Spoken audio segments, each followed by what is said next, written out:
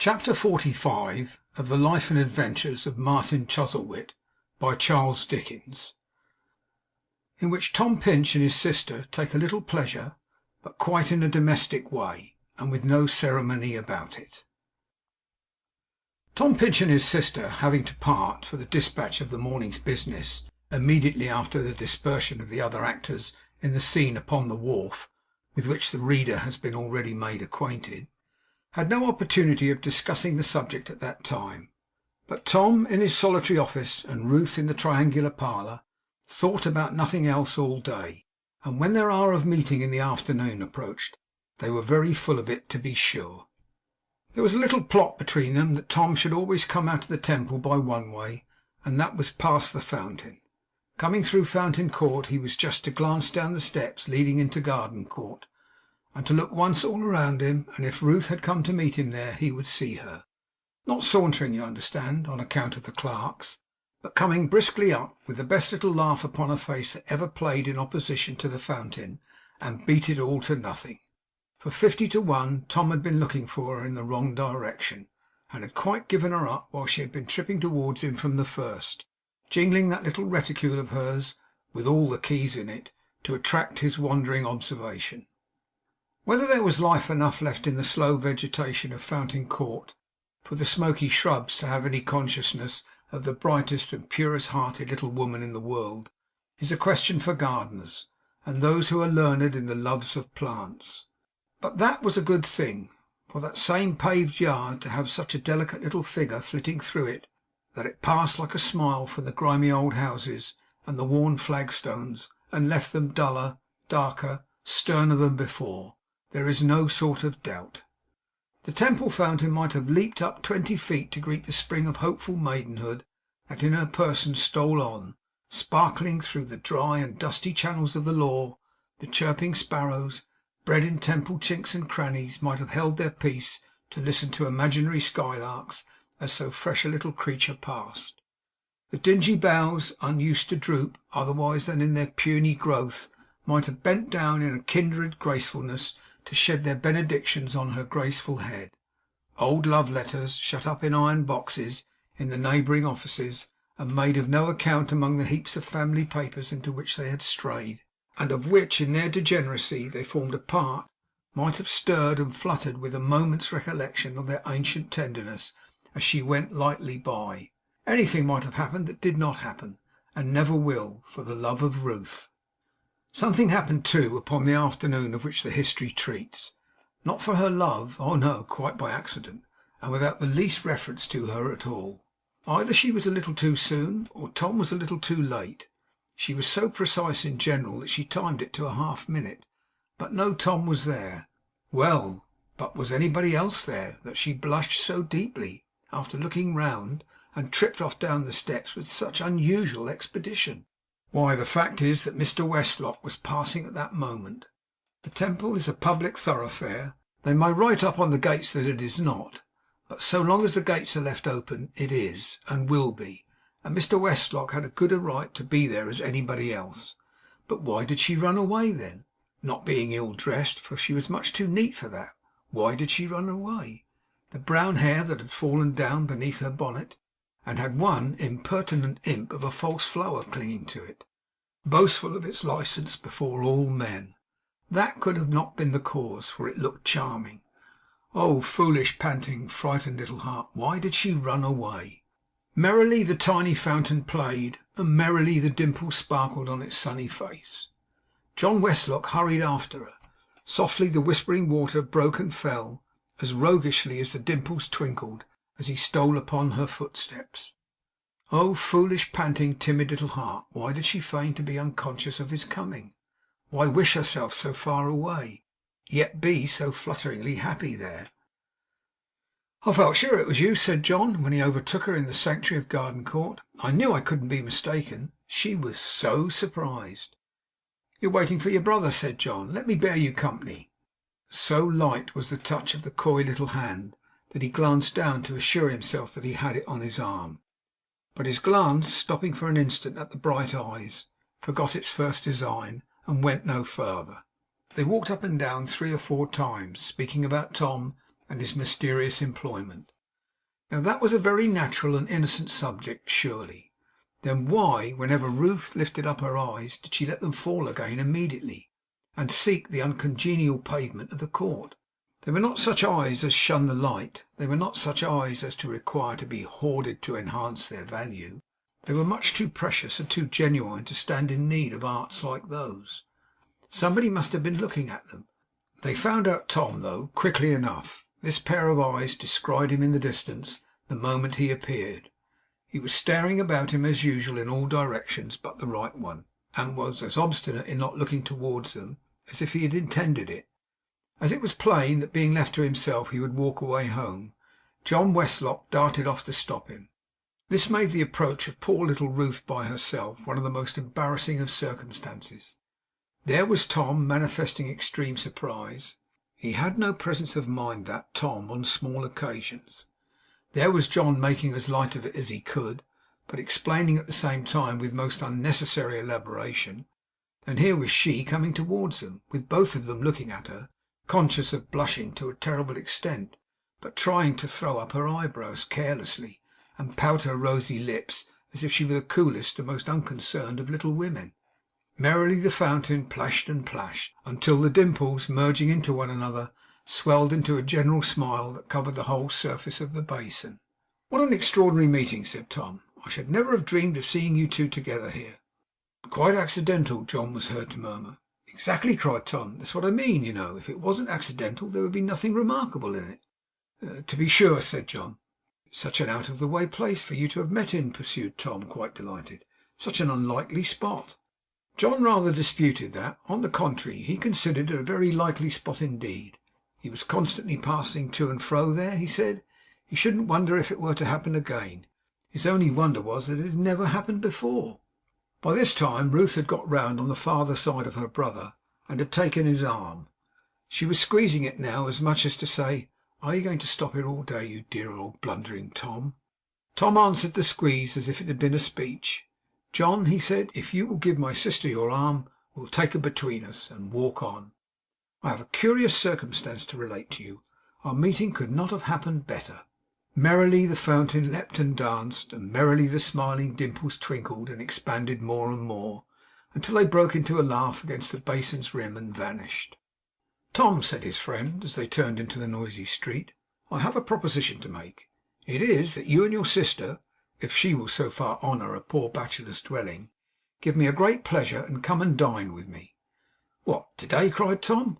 "Yes, to-day. It's close by, you know. Pray, Miss Pinch, insist upon it. It will be very disinterested, for I have nothing to give you." "Oh, you must not believe that, Ruth," said Tom. "He is the most tremendous fellow in his housekeeping that I ever heard of for a single man. He ought to be Lord Mayor. Well, what do you say? Shall we go?" "If you please, Tom," rejoined his dutiful little sister. "But I mean," said Tom, regarding her with smiling admiration, "is there anything you ought to wear and haven't got? I am sure I don't know. John, she may not be able to take her bonnet off for anything I can tell." There was a great deal of laughing at this, and there were divers compliments from John Westlock. Not compliments, he said, at least, and really he was right, but good plain honest truths, which no one could deny. Ruth laughed and all that, but she made no objection, so it was an engagement. "If I had known it a little sooner," said John, "I would have tried another pudding, not in rivalry, but merely to exalt that famous one. I wouldn't on any account have made it with suet." "Why not?" asked Tom. "Because that cookery book advises suet," said John Westlock, "and ours was made with flour and eggs." "Oh, good gracious!" cried Tom. "Ours was made with flour and eggs, was it? Ha, ha! A beefsteak pudding made with flour and eggs! Why, nobody knows better than that. I know better than that. Ha!" It is unnecessary to say that Tom had been present at the making of the pudding, and had been a devoted believer in it all through. But he was so delighted to have this joke against his busy little sister, and was tickled to the degree that, having found her out, that he stopped in Temple Bar to laugh. And it was no more to Tom that he was anathematized and knocked about by the surly passengers than it would have been to a post, for he continued to exclaim with unabated good humour, "Flour and eggs! A beefsteak pudding made with flour and eggs!" until John Westlock and his sister fairly ran away from him, and let him have his laugh out by himself, which he had, and then came dodging across the crowded street to them, with such sweet temper and tenderness, it was quite a tender joke of Tom's, beaming in his face, God bless it, that it might have purified the air, though Temple Bar had been, as in the golden days gone by, embellished with a row of rotting human heads. There are snug chambers in those inns where the bachelors live, and for the desolate fellows they pretend to be, it is quite surprising how well they get on. John was very pathetic on the subject of his dreary life, and the deplorable makeshifts and apologetic contrivances it involved, but he really seemed to make himself pretty comfortable. His rooms were the perfection of neatness and convenience at any rate, and if he were anything but comfortable, the fault was certainly not theirs. He had no sooner ushered Tom and his sister into his best room, where there was a beautiful little vase of fresh flowers on the table, all ready for Ruth, just as if he had expected her, Tom said, than seizing his hat, he bustled out again, in his most energetically bustling way, and presently came hurrying back, as they saw through the half-open door, attended by a fiery-faced matron, attired in a crunched bonnet, with particularly long strings to it hanging down her back, in conjunction with whom he instantly began to lay the cloth for dinner, polishing up the wine glasses with his own hands, brightening the silver top of the pepper caster on his coat sleeve, drawing corks and filling decanters with a skill and expedition that were quite dazzling, as if, in the course of this rubbing and polishing, he had rubbed an enchanted lamp or a magic ring, obedient to which there were 20,000 supernatural slaves at least. Suddenly there appeared a being in a white waistcoat, carrying under his arm a napkin, and attended by another being with an oblong box upon his head, from which a banquet, piping hot, was taken out and set upon the table. Salmon, lamb, peas, innocent young potatoes, a cool salad, sliced cucumber, a tender duckling, and a tart, all there. They all came at the right time. Where they came from didn't appear, but the oblong box was constantly going and coming, and making its arrival known to the man in the white waistcoat by bumping modestly against the outside of the door. For after its first appearance it entered the room no more.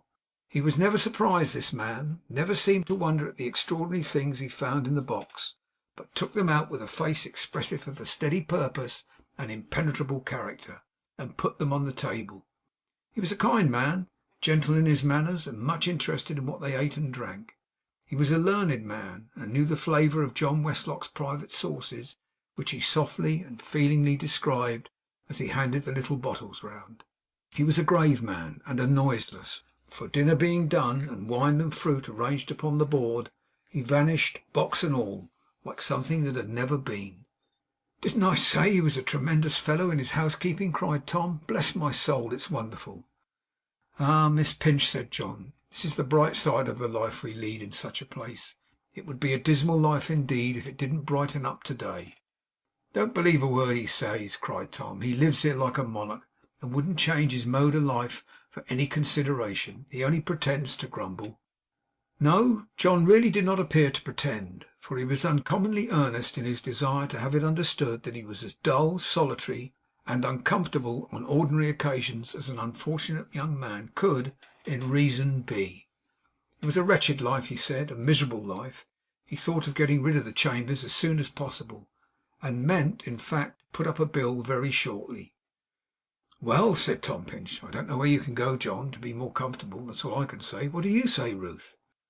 Ruth trifled with the cherries on her plate, and said she thought Mr Westlock ought to be quite happy, and she had no doubt he was. Ah, foolish, panting, frightened little heart! How timidly she said it! 'But you are forgetting what you had to tell, Tom. What occurred this morning,' she added in the same breath. 'So I am,' said Tom. 'We have been so talkative on other topics that I declare I have not had time to think of it. I'll tell you at once, John, in case I should forget it altogether.' On Tom's relating what had passed upon the wharf, his friend was very much surprised, and took such a great interest in the narrative as Tom could not quite understand. He believed he knew the old lady whose acquaintance they had made, he said, and that he might venture to say, from their description of her, that her name was Gamp. But of what nature the communication could have been which Tom had borne so unexpectedly, why its delivery had been entrusted to him, how it happened that the parties were involved together, and what secret lay at the bottom of the whole affair, perplexed him very much. Tom had been sure of his taking some interest in the matter, but was not prepared for the strong interest he showed.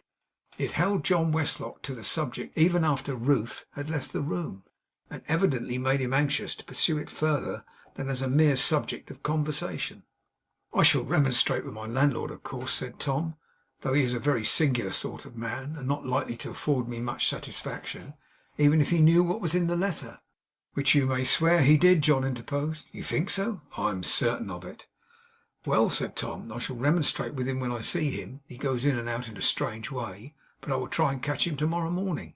On his having asked me to execute such an unpleasant commission, and I have been thinking, John, that if I went down to Mrs. What's her name's in the City, where I was before, you know, Mrs. Todgers, tomorrow morning, I might find poor Mercy Pecksniff there, perhaps, and be able to explain to her how I came to have any hand in the business.' 'You are perfectly right, Tom,' returned his friend, after a short interval of reflection. 'You cannot do better. It is quite clear to me that whatever the business is, there is little good in it; and it is so desirable for you to disentangle yourself from any appearance of wilful connection with it, that I would counsel you to see her husband, if you can, and wash your hands of it by a plain statement of the facts. I have a misgiving that there is something dark at work here, Tom. I will tell you why another time, when I have made an inquiry or two myself.' All this sounded very mysterious to Tom Pinch, but as he knew he could rely upon his friend, he resolved to follow this advice. But it would have been a good thing to have had a coat of invisibility wherein to have watched little Ruth when she was left to herself in John Westlock's chambers, and John and her brother were talking thus over their wine. The gentle way in which she tried to get up a little conversation with the fiery faced matron in the crunched bonnet, who was waiting to attend her, after making a desperate rally in regard of her dress, and attiring herself in a washed out yellow gown, with sprigs of the same upon it, so that it looked like a tessellated work of pats of butter, that would have been pleasant. The grim and griffin like inflexibility with which the fiery faced matron repelled these engaging advances, as proceeding from a hostile and dangerous power, who could have no business there unless it were to deprive her of a customer, or to suggest what became of the self-consuming tea and sugar and other general trifles, that would have been agreeable. The bashful, winning, glorious curiosity with which little Ruth, when Fiery Face was gone, peeped into the books and knick-knacks that were lying about, and had a particular interest in some delicate paper matches on the chimney-piece, wondering who could have made them, that would have been worth seeing. The faltering hand with which she tied those flowers together, with which, almost blushing at her own fair self as imaged in the glass, she arranged them in her breast, and looking at them with her head aside, now half resolved to take them out again, now half resolved to leave them where they were, that would have been delightful. John seemed to think it all delightful, for coming in with Tom to tea, he took his seat beside her like a man enchanted. And when the tea service had been removed, and Tom, sitting down at the piano, became absorbed in some of his old organ tunes, he was still beside her at the open window, looking out upon the twilight. There is little enough to see in Furnival's Inn. It is a shady, quiet place, echoing to the footsteps of the stragglers who have business there, and rather monotonous and gloomy on summer evenings. What gave it such a charm to them that they remained at the window as unconscious of the flight of time as Tom himself, the dreamer, while the melodies which had so often soothed his spirit were hovering again about him? What power infused into the fading light, the gathering darkness, the stars that here and there appeared, the evening air, the city's hum and stir, the very chiming of the old church clocks, such exquisite enthralment that the divinest regions of the earth spread out before their eyes, could not have held them captive in a stronger chain. The shadows deepened, and the room became quite dark. Still Tom's fingers wandered over the keys of the piano, and still the window had its pair of tenants. At length her hand upon his shoulder, and her breath upon his forehead, roused Tom from his reverie. 'Dear me!' he cried, desisting with a start. 'I am afraid I have been very inconsiderate and unpolite.' Tom little thought how much consideration and politeness he had shown. 'Sing something for us, my dear,' said Tom. 'Let us hear your voice. Come!' John Westlock added his entreaties with such earnestness that a flinty heart alone could have resisted them. Hers was not a flinty heart. Oh dear no! Quite another thing. So down she sat, and in a pleasant voice began to sing the ballads Tom loved well. Old rhyming stories, with here and there a pause for a few simple chords, such as a harper might have sounded in the ancient time, while looking upwards for the current of some half remembered legend; words of old poets, wedded to such measures that the strain of music might have been the poet's breath, giving utterance and expression to his thoughts; and now a melody so joyous and light hearted that the singer seemed incapable of sadness, until in her inconstancy (oh wicked little singer!) she relapsed and broke the listeners' hearts again. These were the simple means she used to please them, and that these simple means prevailed and she DID please them, let the still darkened chamber and its long deferred illumination witness. The candles came at last, and it was time for moving homeward. Cutting paper carefully, and rolling it about the stalks of those same flowers, occasioned some delay; but even this was done in time, and Ruth was ready. 'Good night,' said Tom. 'A memorable and delightful visit, John. Good night.' John thought he would walk with them. 'No, no, don't,' said Tom. 'What nonsense! We can get home very well alone. I couldn't think of taking you out.' But John said he would rather. 'Are you sure you would rather?' said Tom. 'I'm afraid you only say so out of politeness.' John, being quite sure, gave his arm to Ruth, and led her out. Fiery Face, who was again in attendance, acknowledged her departure with a cold curtsey that it was hardly visible, and cut Tom dead. The host was bent on walking the whole distance, and would not listen to Tom's dissuasions. Happy time, happy walk, happy parting, happy dreams! But there are some sweet daydreams, so there are, that put visions of the night to shame. Busily the Temple fountain murmured in the moonlight, while Ruth lay sleeping with her flowers beside her, and John Westlock sketched a portrait. Whose? From memory. End of chapter 45.